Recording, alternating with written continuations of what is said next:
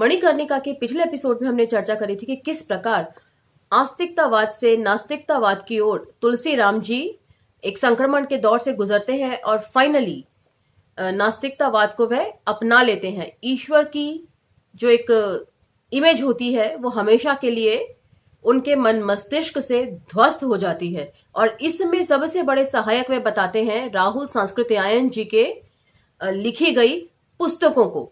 तो अब हम यहां से आगे बढ़ेंगे। आभासी दुनिया के मेरे दोस्तों, शालिनी बोल रही हूं। जय भीम, फूल जौहार। नास्तिकता तथा कम्युनिज्म ने मुझे अव्वल दर्जे का पढ़ाकू भी बना दिया था। मैं बीएचयू की सयाजी राय गायकवाड़ लाइब्रेरी में घंटों उपस्थित रहता। मैं अनेक विषयों की पुस्तकें पढ़ने लगा। लंका स्थित ग्लोब बुक सेंटर से कार्ल मार्क्स, फ्रेडरिक एंजल्स और व्लादिमीर इलिच लेनिन की मॉस्को से प्रकाशित सस्ती किताबों को खरीदकर खूब पढ़ता। तो पढ़ने लिखने की क्या अहमियत हो सकती है, वे यहां पर अच्छे से उन सब चीजों का जिक्र किया गया है। इसी दुकान से लाई हुई पुस्तक में चीनी क्रांति का इतिहास पढ़ा। 1935 में माओ द्वारा चलाया गया लॉन्ग मार्च मुझे बहुत प्रभावित किया था। इस संदर्भ में एक अन्य पुस्तक जिसके सौंदर्य शास्त्रीय दृष्टिकोण से मेरे ऊपर अत्यंत गहरा प्रभाव पड़ा था, वह थी राहुल सांस्कृत्यायन की ही वोल्गा से गंगा। ये बहुत चर्चित पुस्तक है राहुल सांस्कृत्यायन जी की। मैंने अभी तक पढ़ी नहीं है, लेकिन यहां पर जिस तरीके से कहानियों का जिक्र है आगे के प्रसंगों में, उससे लगता है कि जल्द ही मंगवाकर इसको भी पढ़ूंगी। ऐतिहासिक भौतिकतावाद पर आधारित 20 कहानियों का यह संग्रह उनकी सर्वश्रेष्ठ साहित्यिक रचना है। आदिम साम्यवादी युग पर आधारित पहली कहानी निशा उस समाज का प्रतीक है जिसमें यौन शुचिता की कोई आचार संहिता नहीं थी। निशा का पति उसका सगा भाई भी था। उसके मर जाने पर निशा का बड़ा बेटा उसका पति बन जाता है। दोनों के सहयोग से पुनः पुत्र प्राप्त होता है। बड़े बेटे पति के मर जाने के बाद छोटा बेटा निशा का पति हो जाता है। इस तरह निशा के 7 पुत्र होते हैं, जिनमें से अधिकतर निशा के पति बन बैठते हैं। अतः यह कहना बड़ा मुश्किल हो जाता है कि निशा के 7 पुत्रों में कौन किसका बाप है। राहुल सांस्कृत्यायन के अनुसार यह कहानी 6000 ईसा पूर्व की है। सुपर्ण योधेय नामक कहानी में गौमांस खाने का वर्णन है। वहीं प्रभा कहानी नामक कहानी प्रथम सदी के बौद्ध भिक्षु कवि अश्वघोष के जीवन पर आधारित एक प्रेम गाथा है। किंतु जिस कहानी का सबसे ज्यादा दूरगामी प्रभाव मेरे ऊपर पड़ा वह था दुर्मुख। दुर्मुख मध्य युगीन समाज का एक ऐसा प्रतिनिधि है जो सच्ची बातों का बयान करता रहता है, जिसके कारण लोग उसे बुरे मुंह वाला यानी दुर्मुख कहने लगते हैं। दुर्मुख धार्मिक अंधविश्वासों के विरुद्ध महान बौद्ध दार्शनिक धर्मकीर्ति के सिद्धांतों का सहारा लेता है। वह उस अंधकारमय युग के धर्मकीर्ति के सिद्धांतों को अंगार फेंकने जैसा बताता है, जिससे सारा समाज प्रकाशमय हो जाता है। धर्मकीर्ति का पूरा दर्शन उनके श्लोक में निहित है, जिसमें वे कहते हैं कि जो व्यक्ति संसार करता ईश्वर को मानता है वह वेदों में विश्वास करता है। जो शरीर को कष्ट देकर भूखे तप करता है, जो नदी नाले में नहाकर पाप मुक्ति समझता है तथा जो अपनी जाति पर गौरव करता है, वह जड़ता का मारा दुनिया का सबसे बड़ा मूर्ख है। आप समझ पा रहे होंगे कि यहाँ किस चीज का जिक्र किया जा रहा है। कौन महामूर्ख है, कौन अपनी जाति पर सबसे ज्यादा गर्व करता है। ऐसे लोगों को यहाँ पर महामूर्ख का दर्जा दिया गया है। इसे पढ़ने के बाद मैंने एक दूरगामी निर्णय यह लिया कि मैं जिंदगी भर दुर्मुख बना रहूंगा और कड़वी सच्चाइयों का बयान करता रहूंगा, भले ही उसे कोई पसंद करे या ना करे। मेरा सारा लेखन एवं संभाषण इसका प्रतीक है। मुझे इस सच्चाई पर बहुत संतोष मिलता है कि मैं चेचक के कारण चेहरे से पहले ही दुर्मुख था, किंतु बाद में जबान से भी दुर्मुख बन गया। मुझको मार्क्सवाद तथा बौद्ध दर्शन की ऊंचाइयों तक पहुंचाने का पूरा श्रेय राहुल सांस्कृत्यायन को ही जाता है। यह एक ऐसा दौर था जब मैं मार्क्सवाद तथा बौद्ध दर्शन से संबंधित अनेक विषयों के गहन अध्ययन में लिप्त होता चला गया। पढ़ने की भूख थमती ही नहीं थी। मार्क्स, एंजेल तथा लेनिन की चुनी हुई रचनाओं को रटने लगा। Communist manifesto, imperialism is the highest stage of capitalism, state and revolution तथा left wing communism and infantile disorder आदि जैसी रचनाएं मेरी जीवा पर हमेशा ही सवार हो गईं। राहुल द्वारा ही लिखा सोवियत कम्युनिस्ट पार्टी का इतिहास पढ़ा तो क्रांति का भूत सर पर चढ़कर तंग करने लगा। उन दिनों भारतीय कम्युनिस्ट पार्टी अपने नए सदस्यों की तलाश में इधर उधर भटकती रहती थी। मेरे साथ उल्टा हुआ। मैं खुद कम्युनिस्ट पार्टी की तलाश करने लगा। यद्यपि 1964 में कम्युनिस्ट पार्टी में फूट पड़ने के चलते अलग हुआ ग्रुप भारतीय कम्युनिस्ट पार्टी मार्क्सवादी अर्थात CPIM के रूप में जाना जाता और संक्षेप में लोगों से सुनने में आता कि भारतीय कम्युनिस्ट पार्टी मार्क्सवादी यानी CPIM चीन समर्थक है। मैं CPI की तरफ इसलिए आकर्षित था क्योंकि ये सोवियत रूस का समर्थन करती थी। बचपन में मुन्नर चाचा से सुना था रूस में समूही खेती वाला प्रकरण हर दम आंखों के सामने नाचता रहता था, अतः मैंने CPI में शामिल होने का निर्णय लिया। तो यहाँ पर एक चीज विशेष तौर पर ध्यान देने लायक है कि बच्चे जो सुनते हैं उसका उनके बाल मन पे बहुत गहरा असर होता है। इसीलिए यदि बच्चों के सामने हमेशा पढ़ाई लिखाई की बातें और तरह तरह के लेखकों के लेख डिस्कस किए जाएं तो उनको पढ़ाई लिखाई की तरफ रुझान ऑटोमेटिकली हो जाएगा। क्योंकि यहाँ पर एक वो कई बार प्रसंगों में जिक्र कर चुके हैं तुलसीराम जी समूही खेती का, कि इस एक बात ने कितनी गहराई तक उनके मन में पैठ करी थी। उसके साथ ही तरह तरह के किताबों को पढ़ने का शौक उन्हें उनकी ललक थी ये।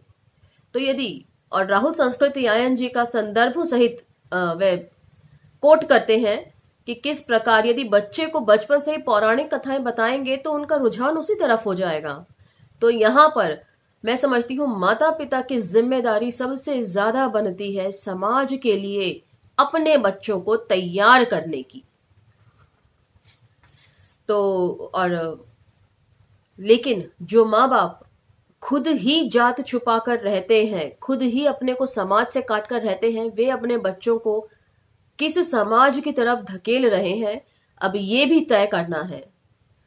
क्योंकि मैंने पहले भी जिक्र किया था कि जब जातीय जनगणना होगी भविष्य में, निकट भविष्य में कभी, तब आप क्या करेंगे, तब कहां जाएंगे, तब किस किस से बचेंगे। यदि तब भी अपने आप को बचाने की कोशिश करते हैं, क्योंकि रिकॉर्ड्स में तो मेंशन होता है कि आप हैं क्या, अगर आप सरकारी नौकरी में हैं तो। सरकारी नौकरी में ना भी हो तो भी हम लोग सर्टिफिकेट्स तो बनवाते ही हैं, तब क्या करेंगे।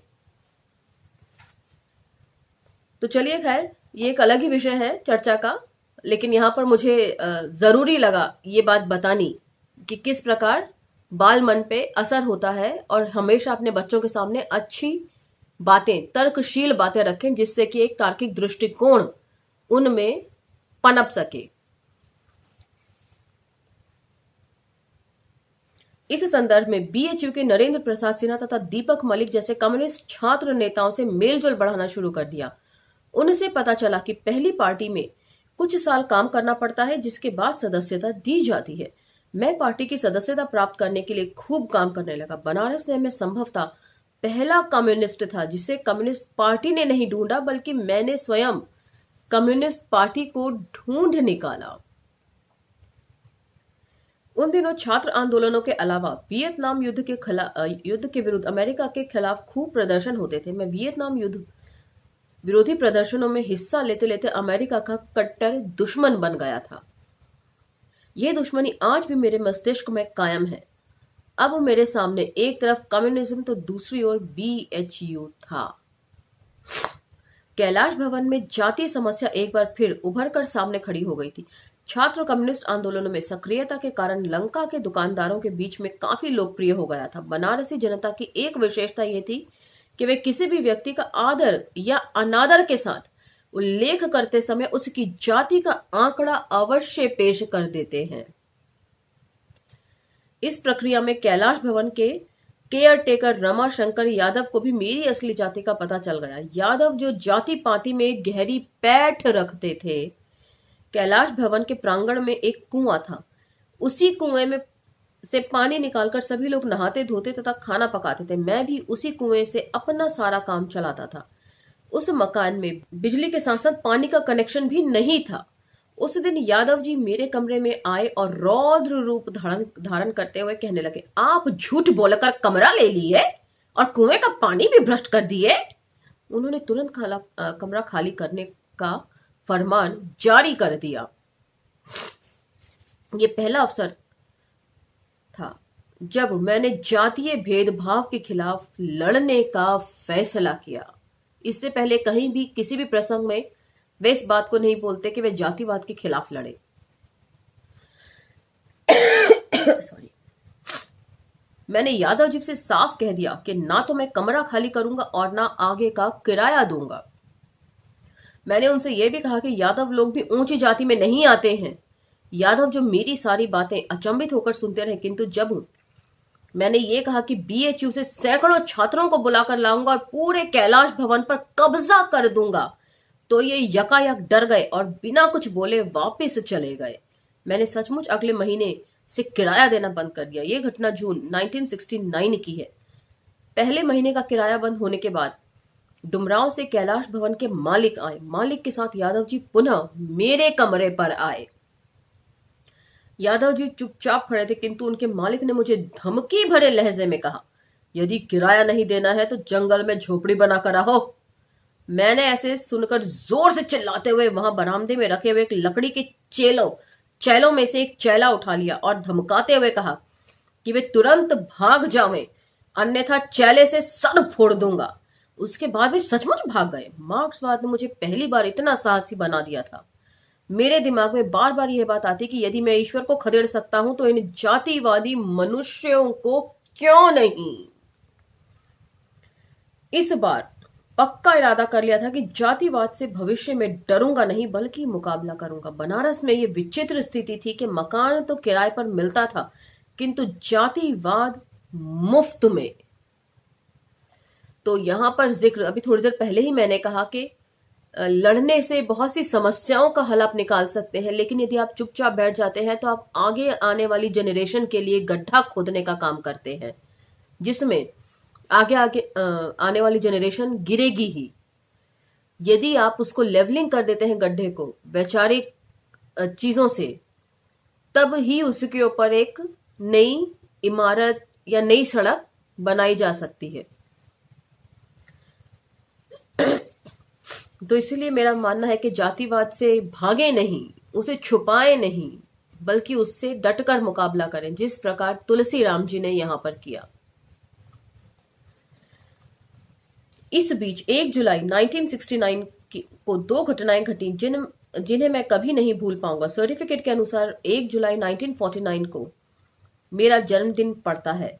उस दिन मैं 20 साल का हो गया था। मैं गौदौलिया से सिटी बस पकड़कर मड़ुआ डी रेल इंजन कारखाने स्थित अपने रिश्तेदार रघुनाथ प्रसाद के घर जा रहा था। कारखाना स्थित जनरल मैनेजर के ऑफिस के ठीक सामने से रेल लाइन गुजरती थी। हमारी बस रेल लाइन के समानांतर बनी सड़क पर बाएं से मुड़कर सीधे बिना फाटक वाली रेल लाइन पर चढ़ गई। इस बीच इलाहाबाद से आ रही रेलगाड़ी आधम की। मुश्किल से 1 इंच का फासला रहा होगा, अन्यथा बस के चीथड़े उड़ गए होते। ड्राइवर ने दिमाग से काम लेकर बस को लाइन पार कराकर जीएम ऑफिस से टकराते टकराते बचा लिया था। बस में 60-70 आदमी किसी तरह अटे हुए थे। सबने राहत की सांस ली, अन्यथा उस दिन कोई जिंदा नहीं बचता। बस में बैठी कुछ औरतें रोने लगी थीं। उस दिन अपने रिश्तेदारों के यहाँ दोपहर का खाना खाकर शाम को उसी बस से पुनः गौदौलिया वापस उतर गया। बस से उतरकर मैं माखन दादा की किताब वाली दुकान पर चला गया। वहां मैंने देखा कि चेकोस्लोवाकिया के प्रख्यात क्रांतिकारी जूलियस फ्यूचिक की पुस्तक फ्रॉम द गैलो का हिंदी अनुवाद फांसी के तख्ते से रखी हुई थी। इस किताब का प्रकाशन भारतीय कम्युनिस्ट पार्टी द्वारा संचालित पीपल्स पब्लिकेशन हाउस नई दिल्ली से किया गया था। 5 रुपए दाम वाली इस किताब को मैंने खरीद लिया। किताब लेकर मैं दशाश्वमेध घाट चला गया। मैं जब भी गौदौलिया की तरफ जाता, एक बार गंगा को देखने अवश्य चला जाता था। यद्यपि कोई धार्मिक भावना नहीं होती थी, फिर भी गंगा बहुत अच्छी लगती थी। तो यहाँ पर मैं समझती हूँ कि गंगा को एक आम नदी के हिसाब से भी, उसके नजरिए से भी देखा जाए तो जो नदी के तट होते हैं, उनके मुहाने होते हैं तटों के, वे अपने आप में बहुत मनोरम दृश्य प्रस्तुत करते हैं। चाहे आपकी आस्था हो या ना हो, लेकिन फिर भी गंगा बहती हुई लगती तो बहुत खूबसूरत होगी घाटों पे बैठ के। मैं दशाश्वमेध घाट की गंगा को छूती एक सीढ़ी पर पैर लटकाकर बैठ गया। फांसी के तख्ते से को तब तक उलट पुलट कर पड़ता रहा जब तक कि अंधेरा नहीं हो गया। घाट पर सैकड़ों लोग आते जाते रहे और अनेक साधु संत तथा आस्थावान लोग में नहाते रहे। वे लोग शायद मुझे देखकर यही समझते रहे होंगे कि मैं कोई धार्मिक पुस्तक पढ़ रहा था। खैर, अंधेरा होने के बाद मैं गंगा की सीढ़ियों से उठकर पैदल ही बीएचयू के पास स्थित अपने निवास कैलाश भवन की ओर चल दिया।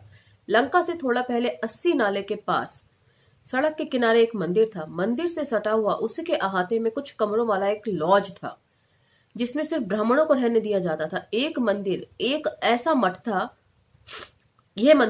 मठ था जिसके पुजारी परंपरागत ढंग से संस्कृत का अध्ययन करते थे। उस समय संस्कृत शिक्षा से जुड़े अनेक मठ मंदिर बनारस में हुआ करते थे। 80 वाले मठ में मेरे मित्र तथा बीएचयू के सहपाठी गोरख प्रसाद पांडे रहते थे। गोरख पांडे संस्कृत विश्वविद्यालय में आचार्य अर्थात एमए करके पुनः बीएचयू में मेरे साथ बीए कर रहे थे। वे परंपरागत तौर पर पुंगव पंडित से मार्क्सवाद की तरफ संतरित हो रहे थे, इसलिए उनसे मेरी गहरी दोस्ती हो गई थी। तो यहाँ पर एक और बात हमें पता चलती है कि जो जातिवादी लोग होते हैं या जो सवर्ण लोग होते हैं, उनमें भी अच्छे लोग भी होते हैं। तो ऐसा नहीं है यहाँ पर पूरे में, चाहे ओम प्रकाश वाल्मीकि जी हों या शरण कुमार लिम्बाले जी हों या तुलसीराम जी हों, यदा कदा सवर्ण लोगों का भी भरपूर जिक्र है जिन्होंने लाइफ में इन्हें सपोर्ट किया। हम दोनों ने आपस में यह तय कर लिया था कि कोई नई किताब मिलेगी तो उसे आधा आधा पढ़कर एक दूसरे को बताएंगे कि उसमें क्या है। कभी कभी तो हम अलग अलग किताबों को पढ़ते थे और फिर दूसरे को बताते थे इसमें क्या क्या लिखा हुआ था। इस तरह हम एक किताब पढ़ते थे और 2 किताबों का ज्ञान हासिल कर लेते थे। ज्ञान प्राप्त करने की हम दोनों की ये अनूठी तकनीक थी। अतः जब मैं उस मठ मंदिर के पास पहुंचा तो सोचा कि इस किताब को गोरख पांडे को दूं ताकि आधा वे पढ़ें और बाद वाला हिस्सा आधा मैं पढ़ूं और फिर एक दूसरे को पढ़ा हुआ हिस्सा बता देंगे। उस समय मंदिर के एक पुजारी त्रिलोकनाथ पांडे बीएचयू के संस्कृत कॉलेज में एमए कर रहे थे। त्रिलोकीनाथ पांडे मुझे अच्छी तरह इसलिए जानते थे क्योंकि मैं एक कम्युनिस्ट कार्यकर्ता के रूप में पूरे विश्वविद्यालय में कुख्यात हो चुका था। वे जहां भी मिलते थे मुझे जगजीवन राम कहकर पुकारते। जगजीवन राम का संबोधन जातिवादी मानसिकता का प्रतीक था, फिर भी मैं कभी उनसे प्रतिवाद नहीं करता था। उस दिन रात में देव भोग के लिए होने वाली पूजा में कई पुजारी अलग अलग वाद्य यंत्रों जैसे घंटा, चिमटा, झाल, ढफली आदि बजाने के साथ वंदना गीत भी गा रहे थे। रात के करीब 8 बजे थे। मैं ज्यों ही मंदिर के पास से होते हुए गोरख पांडे के कमरे की ओर मुड़ा, सारे पुजारी अपने अपने वाद्य यंत्रों के साथ मेरी ओर दौड़ पड़े। त्रिलोकीनाथ पांडे के हाथ में घंटा बजाने वाली मुंगरी थी। उनके साथ एक साथी के हाथ में एक बड़ा सा साधुओं वाला चिमटा था। त्रिलोकीनाथ जोर से चिल्लाकर बोले, चमार से यार, मंदिर में नहीं आ सकते। चिमटे वाला पुजारी प्रहार करने की मुद्रा में मेरी तरफ दौड़ा। मैं स्थिति की गंभीरता को देखते हुए बड़ी तेजी से बीएचयू की तरफ भागा। यदि मैं तेज रफ्तार से भागता नहीं तो मेरी धार्मिक पिटाई निश्चित थी। इस बीच मंदिर की हलचल को गोरख पांडे ने देख लिया था। मठ के प्रथम तल पर उनका कमरा था। वे नीचे उतरकर पुजारियों से लड़ पड़े। वे जोर जोर से चिल्लाकर उनको लथेड़ने लगे। शीघ्र ही गोरख पांडे दौड़ते हुए सड़क पर मेरा पीछा करके लंका चौमुहानी पर मुझसे मिलकर बहुत दुख जताने लगे। गोरख पांडे के मुख से ईश्वर, धर्म और पंडे पुजारियों के खिलाफ अनवरत गालियां निकलती रहीं। गोरख पांडे का ऐसा रूप मैंने पहले कभी नहीं देखा था। वे कहने लगे कि ऐसे मंदिर में मैं कभी नहीं रहूंगा जहां दलितों का प्रवेश वर्जित है। वे विशेष रूप से त्रिलोकीनाथ पांडे को गरियाते रहे। वे बहुत देर बाद शांत हुए, जबकि मेरे मुंह से कुछ भी नहीं निकला। तो पहले ही मैं जिक्र कर चुकी हूं कि ऐसी बात नहीं है, अच्छे और बुरे लोग हर जगह हैं। जो लोग हमेशा जातिवाद और सवर्ण लोगों को गाली देते हैं, उन्हें ऐसे लोगों के बारे में भी हमेशा ध्यान रखना चाहिए कि अच्छे लोग भी वहीं से निकलते हैं। तो यहां पर हम आज का एपिसोड समाप्त करते हैं। हालांकि ये इंसिडेंस अभी थोड़ा और बाकी है, लेकिन मैं शायद अब इसको ज्यादा बोल ना सकूं, तो इसको हम अगले एपिसोड में कवर कर लेंगे। तो लाइक, शेयर, सब्सक्राइब करना ना भूलें। धन्यवाद।